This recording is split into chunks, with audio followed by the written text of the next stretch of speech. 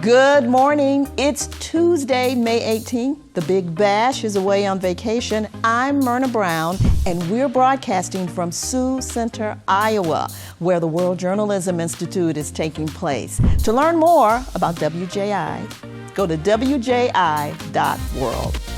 On today's Full World Watch show, are you ready for the cicadas? If you live in certain parts of the U.S., we'll give you a heads up about what you're in for. And the U.S. rover Perseverance gets some company on Mars. Now this is Top Story.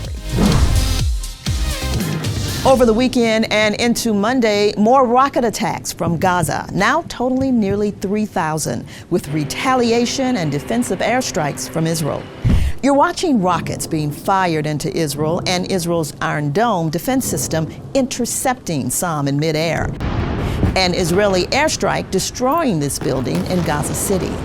It housed press agencies, but also part of the Hamas terror organization, according to Israeli intelligence. A warning was given to avoid civilian casualties.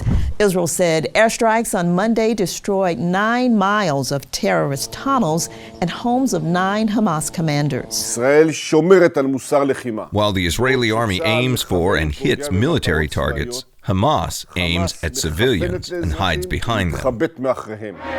Even so, protests have been staged around the world. Toronto, France, Boston, even riots in Israel's own cities in support of Palestinians in the Gaza Strip. That's a territory just 6 miles wide and 25 miles long, yet home to nearly 2 million Palestinians. Most are the descendants of refugees who fled there during the fighting that surrounded the establishing of Israel in 1948. When the Jewish nation again defended its existence in 1967, it captured these territories.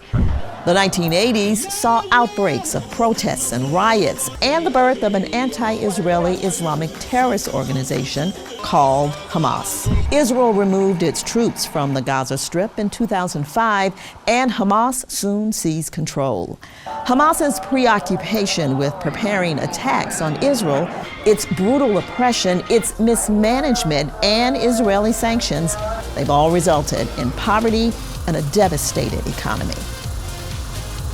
Find more on our site, worldwatch.news. Get a subscription to the full program or join our email list. And remember, whatever the news, the purpose of the Lord will stand.